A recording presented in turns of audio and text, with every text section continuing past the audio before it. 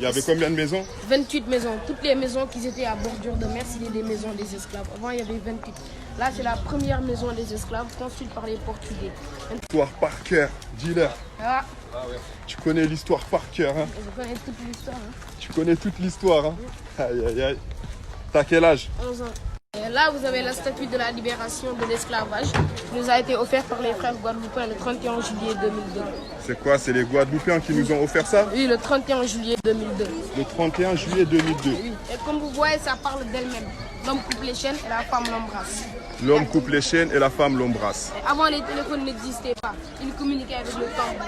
Avant, les téléphones n'existaient pas. Ils communiquaient avec le tambour. À travers les sons, ils comprenaient. Ils faisaient même des révoltes avec ça. C'est pour cela que les Blancs l'ont interdit définitivement dans les champs. Regardez ce bâtiment de là. Regardez ce bâtiment de là. C'est en forme d'un bateau. Avant, on mettait dedans les esclaves pour savoir est-ce que c'était suffisant pour construire un bateau comme ça, pour les transporter. On les plaçait dedans comme des boîtes à sardines. On fait le tour, on repasse, il y a des élèves. Dans la maison des esclaves, les Blancs, ils étaient en haut et les esclaves en bas. Et des fois, ils descendaient et ils violaient les femmes. Quand j'avais une fille, on la mettait là et on les appelait les signares. Et Victor Churchill, ils ont donné qu'à chaque fois qu'une femme était enceinte, on creusait un trou, on mettait son ventre, on lui frappait 29 coups de fouet sur le dos. Et là, vous avez le ça, c'est des pierres basaltiques du volcan. Les pierres là, c'est des pierres basaltiques. C'est lesquelles pierres? Ça là? Oui, parce que cette île, elle est d'origine volcanique. Quand le volcan des Mamelles a explosé, la lave a touché ces pierres. Avant, toutes les maisons étaient construites avec ces pierres. La première maison construite à Gorée, c'est la police. Et en rouge par les Portugais. Parce que les Portugais, quand ils sont arrivés ici, ils ont mis en premier un cimetière et une église pour enterrer leurs morts et faire leurs prières. Et le jour, ça fait frais, mais la nuit, ça fait très chaud. Ces pierres. Non, le petit connaît l'histoire. Macha. Au centre de l'île, c'est à partir d'ici qu'on a mesuré la largeur et la longueur. 900 mètres de long, 300 mètres de large. Là, c'est quoi ça? Là, c'est la largeur qui fait 300 mètres et là, la longueur 900 mètres.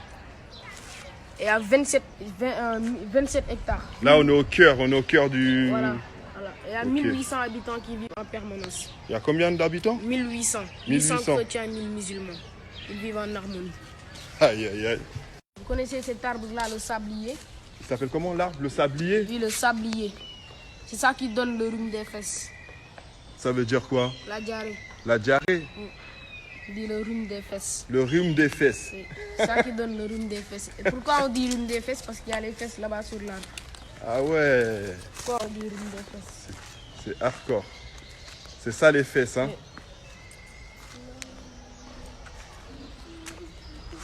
Ça, avant, c'était une fontaine. Mais à cause de l'épidémie de peste qui a ravagé l'île en 1790, cette fontaine a été déplacée. Parce que les esclaves, ils sortaient une seule fois dans la nuit, attachés d'une boule de 10 kg au pied, et ils faisaient leurs besoins aux toilettes. Et dans la deuxième journée, ils faisaient leurs besoins dans la cellule, ils dormaient et tout. C'est ça qui a causé l'épidémie. C'est triste, hein? C'est incroyable. Et là, vous avez la meilleure école du Sénégal, l'école Maria Maba. Il n'y a que des filles qui sont ici. On sélectionne les meilleures du Sénégal. Chaque année, elles ont 100% de réussite au bac. Et Maria Maba, c'est elle qui a écrit une si longue lettre dans un livre. Et avant, c'était l'ancienne caserne de la marine française. Si le père n'était pas nommé par l'ordre national du Lion, sa fille ne pouvait pas accéder. Et maintenant, on a dit qu'on va laisser la chance aux meilleurs. C'est dans ce bâtiment qu'il est né Blaise Diagne, le 13 octobre 1872. Et il est mort au camp Bolébert en France le 11 mai 1934. Et Blaise Diagne, c'était le premier député noir à siéger à l'Assemblée nationale française.